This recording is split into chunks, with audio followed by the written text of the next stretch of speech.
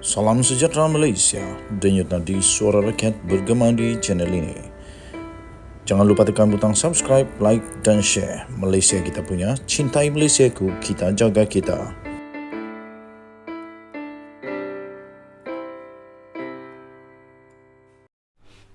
Salam sejahtera Malaysia, denyut nadi suara rakyat bergema di channel ini.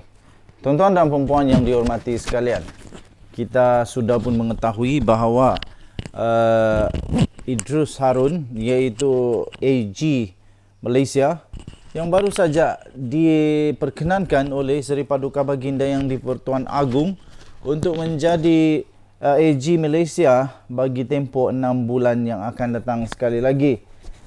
Rupa-rupanya ada sebab mengapa dia dilantik oleh Seri Paduka Baginda Yang di-Pertuan Agong.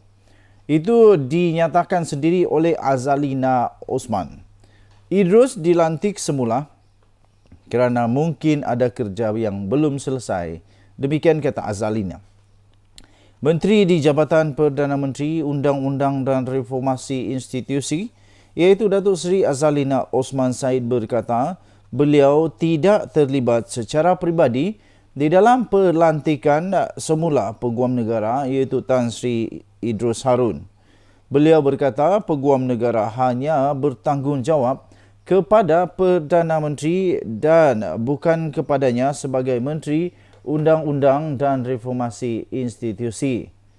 Katanya dalam kenyataan itu, mungkin Perdana Menteri Datuk Seri Anwar Ibrahim ada alasan tersendiri untuk menyambung lantikan Peguam Negara untuk tempoh 6 bulan, tetapi bagi saya apa yang sebenarnya perlu kita lihat ialah mungkin ada kerja yang belum selesai, katanya lagi.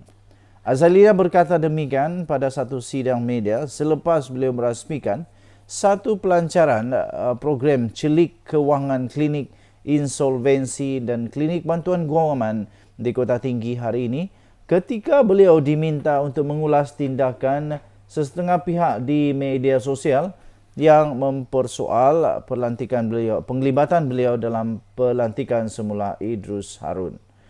Beliau berkata selaras dengan Fasal 1 Perlembagaan Persekutuan Perkara 145, Seri Paduka Baginda Yang di-Pertuan Agong Al-Sultan Abdullah Rayatuddin Al-Mustafa Billah Shah telah pun memperkenankan pelantikan semula itu selepas menerima nasihat daripada Perdana Menteri.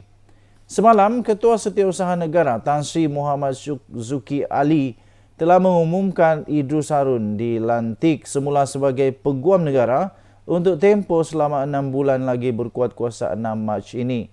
Dalam perkembangan lain, Azalina berkata Akta Insolvensi 1967, 1967, Akta 360 yang akan dipindah bakal dibawa ke Parlimen pada awal bulan depan. Beliau berkata, terdapat 6 cadangan dasar akan dibawa, di antaranya untuk membuat penambahbaikan kepada peruntukan pelepasan secara automatik agar bankrupt boleh dilepaskan daripada kebankruptan dalam tempoh yang lebih singkat. Perdana Menteri dalam ucapan belanjawan baru-baru ini ada menyebut mengenai insolvensi untuk pelepasan kebankruptan dan kita sasar pelepasan atas pindaan akta insolvensi ini dalam melibatkan 130,000 orang daripada 260,000 kes, katanya lagi. Azalina juga berkata Jabatan Perdana Menteri akan menambah baik dan memperluas lagi bidang kuasa Jabatan Bantuan Guaman selain Yayasan Bantuan Guaman Kebangsaan melalui akta khusus dan agensi tertentu untuk memberikan perkhidmatan termasuk di dalam kes jenayah.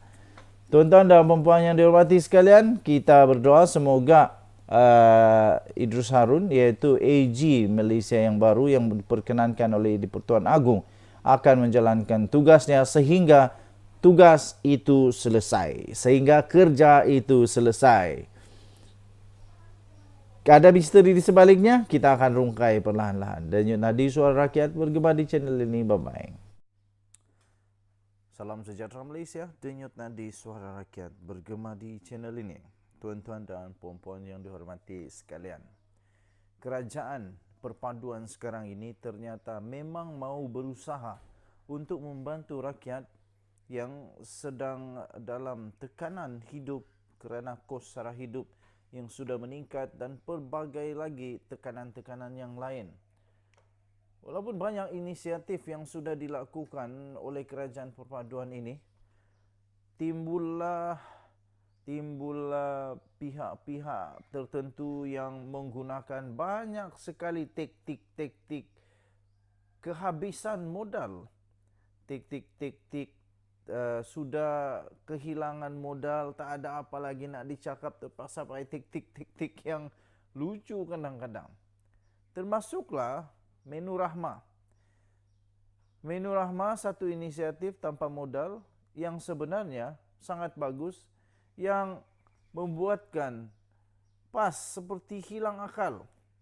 Kita dengar, kita sudah tahu, kita sudah memerhatikan bagaimana ahli politik terutama daripada parti PAS yang menggunakan Menu Rahmah ini juga sebagai satu agenda politik yang menyebabkan lawak jenaka terjadi dan menyebabkan apa orang kata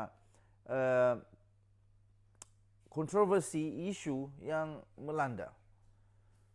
Menu Rahmah satu inisiatif tanpa modal yang membuatkan PAS seperti hilang akal. Apa pendapat anda? Sila tinggalkan komen. Setakat ini sejak terbentuknya kerajaan perpaduan, dua perkara yang didapati paling membuatkan PAS sakit hati dan benci sekali. Yang pertama, Anwar Ibrahim, dan kedua Menu Rahmah. Selepas Tun Mahathir Mohamad, PAS barangkali dalam kedudukan kedua sebagai suspek yang paling benci kepada Anwar Ibrahim. Sama seperti Tun Mahathir, PAS barangkali tak boleh terima langsung Anwar Ibrahim menjadi Perdana Menteri. PAS juga sentiasa cuba menghalang Anwar daripada menjadi Perdana Menteri, baik ketika parti itu berada dalam Pakatan Harapan, Pakatan Rakyat, dan lebih agresif setelah ia tidak lagi menjalin sebarang kerjasama dengan PKR. Apabila akhirnya Anwar berjaya juga menjadi Perdana Menteri, tentunya bukan kepalang sakit hati dan bencinya PAS kepada pengurusi Pakatan Harapan itu. Ditambah ketika itu, bagaimana rakyat dilihat amat menerima baik kepimpinan Anwar dan sentiasa menyerbu ke mana saja beliau pergi. Disertai pula dengan dunia pun sama hangat mengalu-alukannya. Hanya Tuhan saja yang tahu betapa meluap-luapnya perasaan benci dan sakit hati PAS itu. Terutama sekali Hadi Awang ketika Anwar jadi Perdana Menteri, dia pula telah hilang gaji. Sebab itu usaha propaganda PAS serta Hadi yang tanpa henti kononnya Anwar akan tumbang tidak lama lagi, tidak lain hanya didorong oleh rasa benci dan sakit hati itu saja. Tiada sebab lain selain daripada itu yang mendorong, serta Hadi sentiasa berusaha mencari jalan untuk menebuk atap untuk menjatuhkan Anwar. Meskipun disedari, kerajaan perpaduan ini dibentuk atas titah daripada Seri Paduka Baginda yang di-Pertuan Agong. Malah walaupun dikepung dengan akta lompat parti sekalipun, yang pada hakikatnya kerajaan hanya mungkin bertukar melalui PRU, PAS sentiasa membakar hati para pengikutnya dan walaunnya tentang kemungkinan Anwar boleh tumbang pada bila-bila masa. Suka hatilah nak buat apapun Tok Guru, bak kata Anwar, biarlah Hadi terus merancang dan mengigau. Yang kedua yang paling membuatkan PAS benci dan sakit hati ialah Menu Rahmah. Menu Rahmah oleh Salahuddin Ayub, Menteri Perdagangan Dalam Negeri dan Kos Sara Hidup. Tiada usaha atau inisiatif lain daripada kerajaan selain Menu Rahmah yang membuatkan PAS memperuntukkan banyak masa dan tenaga untuk mencari salahnya. Menu Rahmah adalah inisiatif kerajaan perpaduan untuk menyantuni golongan miskin dan bagi memastikan mereka sentiasa kenyang melalui pengenalan harga serendah RM5 untuk satu hidangan. Okey. Panjang dia punya artikel, dan panjang artikel dia kamu boleh baca di syahabudinhussein.com, syahabudinhussein.com.net. Okey. Tuan-tuan dan puan-puan yang dihormati sekalian, saya bacakan sedikit lagi. Tapi saya bacakan dua perenggan terakhir. Yang nyata, Menu Rahmah telah membuat PAS seperti hilang akal dan berpolitik dan lupa adab Islam yang sebenar. Dalam hal ini, kalaulah semua menteri dapat memikirkan satu inisiatif baru bagi setiap kementerian yang menyerupai Menu Rahmah yang kesan langsungnya dapat dirasai oleh rakyat, dicampur dengan kepimpinan Anwar yang terus diyakini, bukan saja pembangkang seperti PAS yang akan kehilangan modal dan mati akal, malah kerajaan perpaduan ini senang-senang boleh kekal memerintah negara lebih lama lagi.